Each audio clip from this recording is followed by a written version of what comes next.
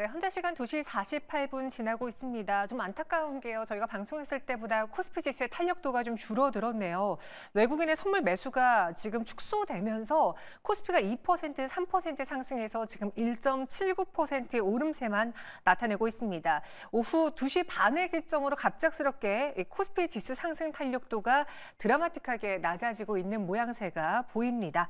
코스닥은 여전히 2% 상승 유지하고 있지만 750선에 아직은 도달하지 못했습니다. 오장 힘이 빠지는 걸까요? 이에 대한 이야기, 또 자세한 업종 이야기 이건희 대표와 함께하겠습니다. 어서 오세요. 네, 안녕하세요. 네, 대표님. 2시 반을 기점으로 지수의 상승 탄력이 둔화되고 있습니다. 또 외국인의 선물 매수가 좀 줄었는데요. 오전 오후장의 시장 변화 어떻게 보셨습니까?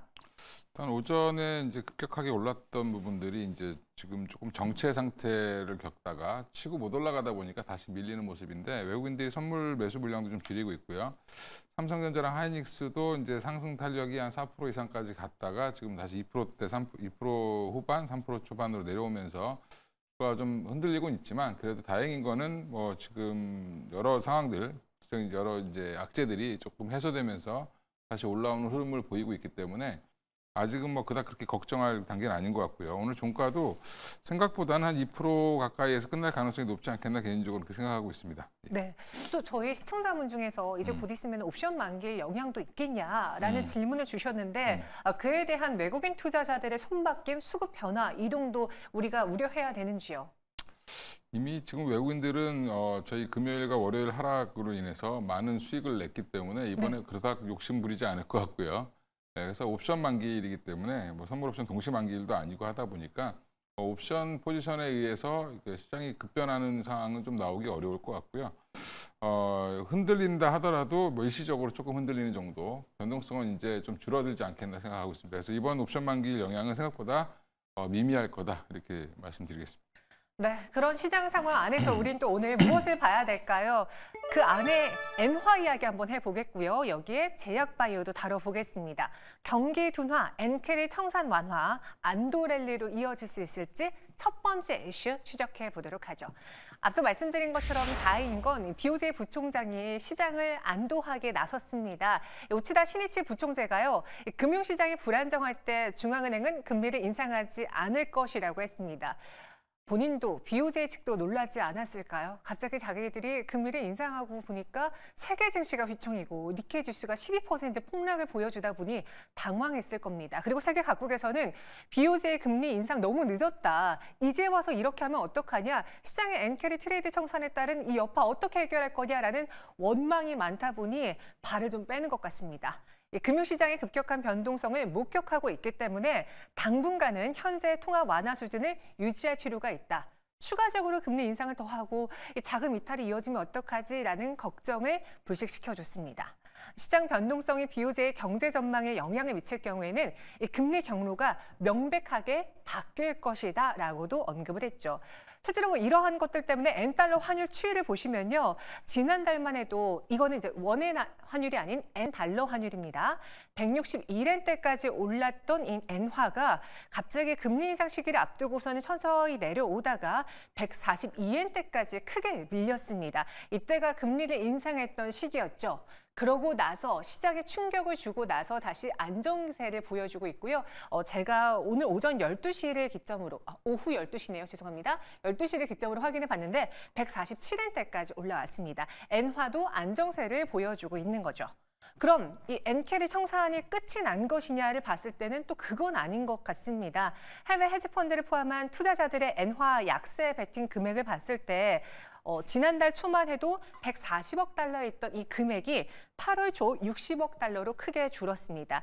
약 한 11조 원 정도? 11조 원 정도가 청산이 된 거죠. 그래서 많이 청산됐다라고 생각할 수 있지만 1990년대 이후로 쭉 봤을 때는 여전히 이 엔캐리 트레이드에 쓰이고 있는 엔화는 총 20조 달러. 우리 원화로 환산하면 2경 7,200조 원에 해당하기 때문에 만약에 여기서 이탈이 더 가속화되거나 엔화가 다시 뭐 140엔, 130엔까지 떨어지게 된다면은 엔캐리 청산에 대한 여파는 다시 또 한번 시장을 흔들 수도 있다라고 시장 분석하고 있습니다. 이건희 대표님, 이런 것들을 봤을 때 일단 BOJ들도 놀란 것 같아요. 아닙니까? BOJ 때문에 우리가 제일 큰 피해를 봤죠. 아, 그렇긴 하죠. 네, 억울하죠. 미국은 뭐 어차피 경기 침체 이슈를 좀 빼고 있다가 엔캐리 관련돼서 좀 더 빠지다가 반등이 바로 나왔는데 네, 우리나라는 지금 회복을 아직 다 못하고 있습니다. 맞습니다. 일본은 본인이 잘못한 거니까 뭐 그렇게 빠지는 게 당연한 거라고 보시면 되고요. 지금 이제 BOJ가 실수를 했다라는 게 좀 타당하죠. 왜냐하면 지금 일본이 내세울 수 있는 건 물가 안정을 목표를 물가를 안정시키기 위해서 금리를 올렸는데 내수가 워낙 안 좋았기 때문에 근데 내세울 수 있는 게 유일하게 수출 기업들의 실적과 주가였는데 그것도 이제 하루아침에 이제 다시 돌아온 무탑이 그러니까 제자리로 내려왔습니다. 그래서 지금 그러면 뭐 지금 실수한 거는 어떻게 할 수 없고 그걸 이제 주워 담느냐고 어제 또 이제 회의해서 급하게 앞으로 금리 인상에 대해서 그 전에 이제 0.5까지도 올리겠다 자신 있게 얘기하던 BOJ가 다시 한번 고개를 숙였다라는 부분이라고 보시면 될 것 같고 그러면서 지금 엔화가 다시 약세로 돌아섰는데 네. 최근에 강세로 급하게 너무 빨리 속도의 문제죠. 너무 빨리 내려온 것도 결국에는 투기적인 엔캐리 자금, 그러니까 한마디로 일본에서 돈을 빌려서 미국의 국채라든지 이런 것들을 사고 그걸 또 빌려서 또 사고 뭐 이렇게 네. 했던 그러니까 레버리지를 좀 많이 일으켰던 자금들이 있는데 거의 주식도 뭐 투자하고 했겠죠. 그런 것들이 한꺼번에 좀 빠져나가면서 미국 고점에서 좀 꺾이는 모습이 좀 나왔고 일본도 지금 증시가 확 내려오는 그러면서 이제 일본 증시를 끌어내린 거는 엔화 강세가 너무 급격하게 나오면서 주가가 이제 부담을 느끼고 빠졌다라고 보시면 되는데 그만큼 이제 마지막 결론은 환율에 있습니다. 그래서 우리나라 경제가 그러면 같이 나빠지는 거 아니야? 이렇게 봤을 때 우리나라 환율 변동은 거의 없었죠. 네. 그러면 사실상 우리는 펀더멘탈적으로 전혀 문제가 없는데 일본 때문에 덩달아 빠졌다. 뭐 이렇게 보시는 게 맞을 것 같고요. 그러면 이제 반등이 빨리 나와야 되는데 왜 이렇게 느리냐라고 이제 얘기하시는 분들이 많으실 텐데 항상 떨어지는 속도보다 올라가는 속도는 뭐 2배, 3배, 4배까지 느리니까 이거 회복하는 데는 좀 시간은 걸릴 수 있다.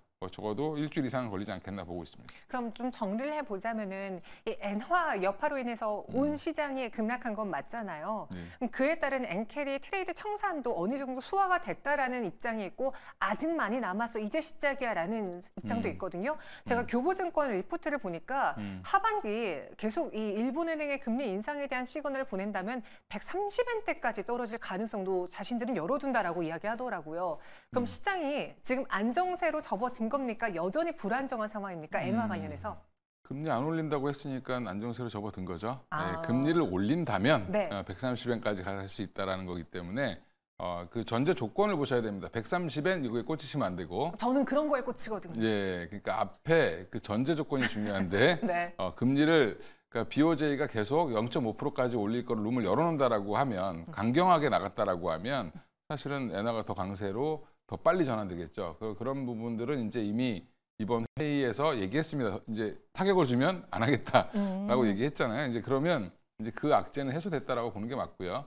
그러면 이제 투기적으로 갔던 자금들이 일시적으로 들어왔지만 네. 사실은 이제 남아 있는 게 얼마나 있느냐 뭐 지금 추정을 했고 뭐 지금 엔캐리 공포를 주는 게 뭐냐면 엔캐리 트레이드 청산 자금이 뭐 2경이다 뭐 3경이다 뭐 이렇게 얘기하는데 그거 정확히 아는 사람 아무도 없습니다. 아무도 없는데 그냥 추정한 거니까 그게 다 한꺼번에 들어올 수도 없고요. 뭐 그걸 할 수도 없고 그게 다 투기적인 자금이 아니라 그냥 단순히 미국 국채를 사놓은 사람들도 많기 때문에 그런 자산들까지 다 청산될 거라고 생각하시면 안 되고요.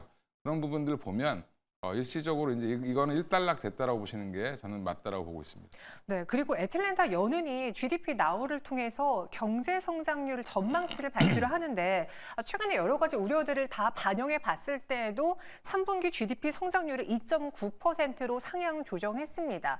다시 말해서 시장에서 그동안 걱정했던 우려했던 경기 침체냐 둔화냐라는 것과는 다르게 지금 2.9%로 GDP 성장률을 상향 조정한 건데요. 보시는 거는 지금 애틀랜타 연은 홈페이지에서 제가 발췌한 차트입니다.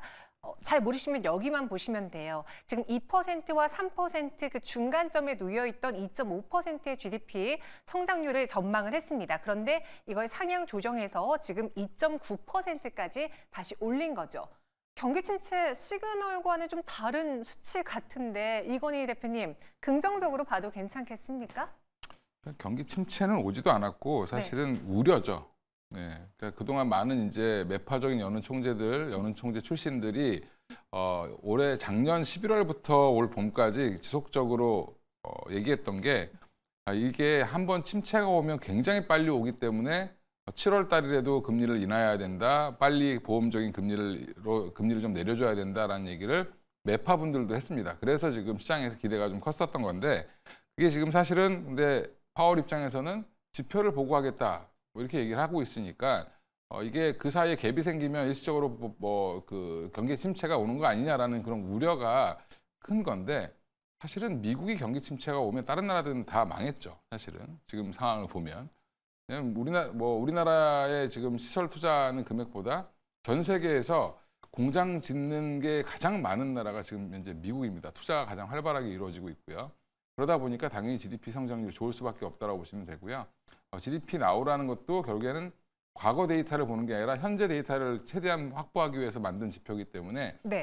경제 성장률이 상향 조정됐다는 거는 경기 침체 우려가 지금 없다라는 얘기들이 지금 모든 학자들에서 나오고 있죠. 그러니까 그거를 다시 한번 확인해줬다 정도로 생각하시면 되고요. 네. 저는 진정세로 돌아섰다라고 보는 게 맞다라고 보고 있습니다. 그럼 저희가 월요일에 사실 공포의 매수해라라고 하지만 아무도 지금 전혀 걱정하지 마세요. 매수하세요라고 말씀을 못 드렸습니다. 워낙 보지도 못했던 급락이기 때문에 그래서 이 시장이 좀 안정될 때 그때 들어가 보는 거 어떨까요? 라면서 매수 의견을 좀 자제해 드렸는데 지금 뭐 BOJ 행보 그리고 이런 경기 둔화 시그널에 대해서 반박 이야기 다 들어본 현 상황에서는 안정세다라고 판단하고 매수를 더 해봐도 괜찮은 시기인지요?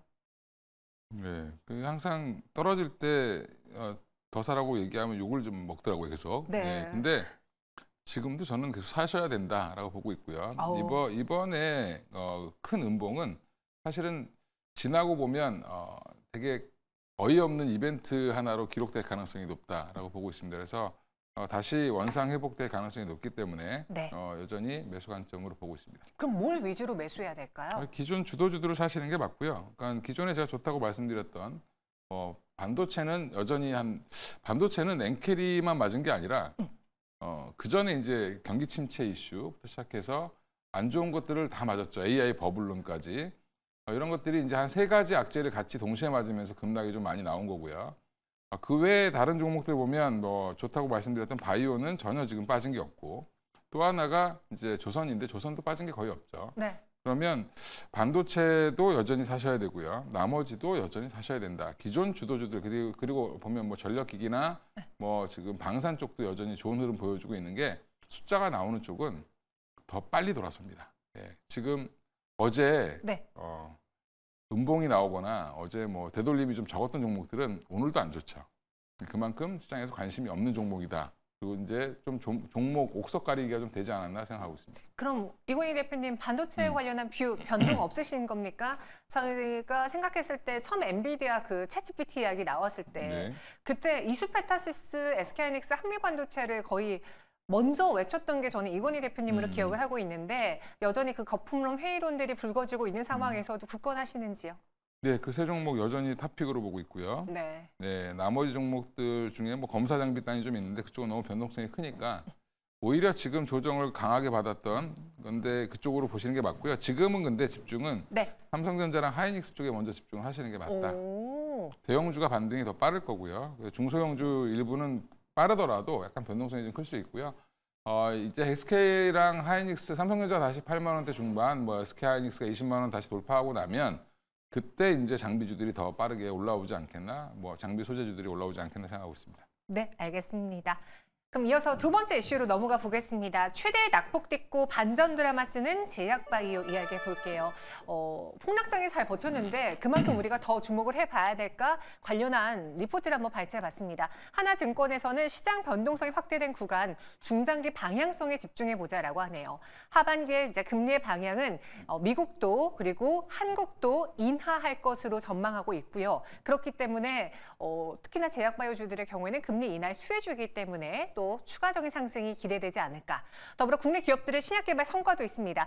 8월 내 유한양의 오스코텍의 렉나자 FDA 승인이 또 준비되어 있고요. 섹터 내 대형주들의 실적 성장이 보여지고 있습니다. 삼성 바이오로직스, 셀트리온의 경우에 실적 좋죠. 특히 오늘은 셀트리온이 주인공이었고요. 그래서 단기적으로는 낙폭 과대나 모멘텀이 있는 기업들 위주로 보고 중장기적으로는 대형주와 저평가 제약주를 주목해보자라고 합니다.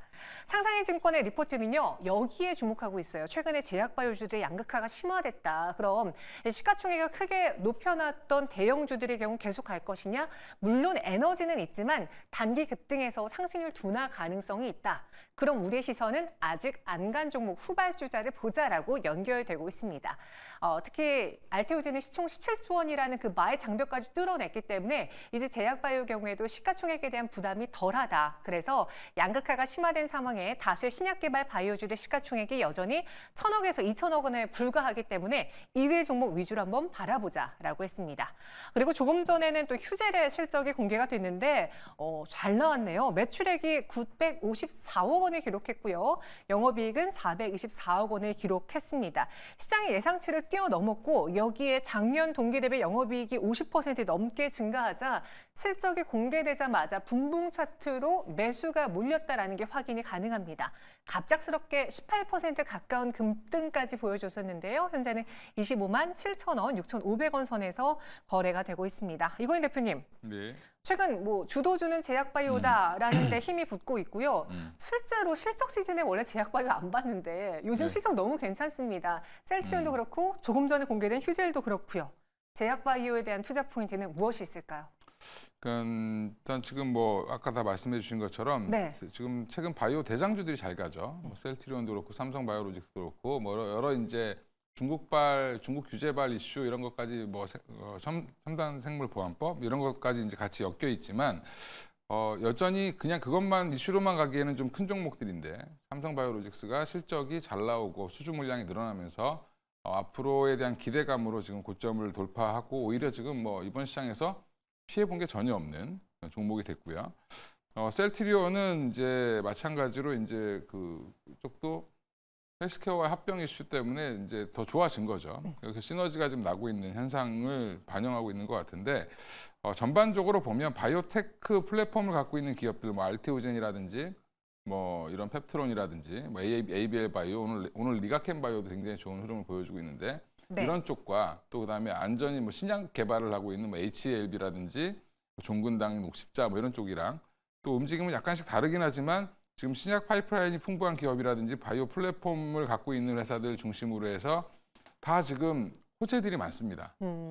그리고 그게 지금 우리가 바이오를 한 10몇 년 동안 이제 그 투자를 본격적으로 한 게 아마 10몇 년 되는데 주식에 주식시장에 관심을 갖기 시작한 지 한 10몇 년 되는데 그게 이제 좀 성과가 나오고 있는 중이다 이렇게 생각하시면 될 것 같습니다. 그럼 그 성과가 나오고 있는 중에 셀트리온 넣어봐도 될까요? 오늘 장중에 12% 넘게 급등했고 사실 영업이익과 순이익을 봐야 되는 줄 알았는데 셀트리온의 경우에는 매출이 이번에 더 중요했다라고 해요. 뭐 합병 이슈도 있어서 그런 걸 따져보면은 정말 잘 나온 실적인 것 같은데 아직 주가는 신고가 영역하고 거리가 멉니다. 비중 늘려봐도 될까요? 좀 길게 보시면 셀트리온 뭐 나쁠 거보다는 좋을 게 더 많아질 기업이다라고 보고 있고요. 근데 이제 셀트리온이 단점이 뭐냐면 사고 나면 올라갈 것 같아서 사고 나면 잘 안 가는 건데 그러니까 좀 그게 불안하시면 오히려 20만 원을 뚫고 한 21만 원 갈 때 따라 사시는 게 추세가 나올 때 사시는 것도 하나의 방법이고요. 나는 뭐 그거 상관없이 지금 남들보다 좀 싸게 사는 게 좋겠다라고 생각하시면 뭐 20만 원 밑에서도 충분히 좀 매수 가능한 영역이라고 보고 있습니다. 사면 또 잘 안 가는 그런 이상한 특성이 있기 때문에 너무 부담스럽다면 20만 원 뚫어내는 거 보고 들어가도 늦지 않을 거다라는 의견이고 삼성 바이오로직스랑 비교해 보자면 최근에 보니까 리포트에서 그전에는 그 제약바이오 탑픽으로 알테오젠, 펩트론, 삼천당장을 많이 했잖아요. 근데 삼성바이오로직스 셀트리온의 시총도 워낙 큰데다가 마침 지금 미국의 약가이나 수혜로 꼽혀서 더 주목을 받고 있거든요. 포트를 좀 옮겨보는 거 어떨까요? 제약바이오 내에서. 그런데 성격이 달라서 제약바이오 안에 굉장히 지금 뭐 진단키트부터 시작해서 삼성 바이오로직스까지 있는데 그 안에 너무 많은 종목들이 있고요. 저는 구별을 좀 하실 필요가 있을 것 같습니다. 셀트리온이랑 삼성 바이오로직스는 올라갈 때 이유가 뭐냐면 이 기사를 보시면 대부분 실적 얘기를 하고 있습니다. 그러니까 실적으로 확인을 해줘야지만 올라갈 수 있는 기업들이고 실적이 안 나온다는 전망이 나오면 바로 부러질 수 있는 거라고 보시면 되고 지금 기존에 올랐던 한동안 많이 올랐던 알테오젠, 삼천단제약, 펩트론 같은 종목들은 미래 가치를 지금 땡겨오는 중이죠. 그래서 앞으로 2, 3년 뒤에 뭔가 좋아질 거에 대한 기대감들, 지금 갖고 있는 파이프라인들이 어떻게 지금 어떤 기업과 뭘 해서 나중에 한 1년, 2년 뒤에는 어떤 성과가 날 것 같은데 그 돈이 이제 계산이 되기 시작하는 종목들이 먼저 올라간 거고요. 그러다 보니까 약간 성격은 좀 다르다 이렇게 파악하시면 되고요. 또 거기는 이제 그런 일정들이 훼손되지 않아야 되겠죠. 그러니까 좋게 봤던 뷰들이 훼손되지 않아야 된다. 예전에 이제 에코프로나 에코프로비엠이 이렇게 실적이 나올 거다라는 그런 로드맵들이 나왔을 때 주가가 간 거거든요, 먼저. 네. 근데 그게 훼손되면서 주가가 빠진 것처럼 맞습니다. 훼손되지 않고 그 로드맵만 잘 따라가면 주가는 계속 견조하게 갈 수 있다라고 보고 있고 네. 그 외에 이제 나머지 지금 진단키트나 이런 좀 이슈에 따라서 움직이는 종목들은 단기 트레이딩 정도로 접근하시는 게 맞다라고 보고 있습니다. 저희 시청자분께서 오늘 결국 아무것도 안 사고 구경만 하다 끝났네요라고 글 올려주셨는데 혹시 이분께 드릴 만한 제약바이오 내 관심주 기대주 있을까요? 지금 그래서 다들 너무 많이 올라와서 네. 제가 최근에 관심을 갖고 있는 거는 의료 AI 쪽이 지금 너무 오랫동안 쉬었습니다. 1년 쉬었거든요. 네네. 고점 찍고 1년 조정받았는데 바닥을 좀 잘 잡고 있는 종목이 JLK라는 종목이 있어서 보였고요. 네.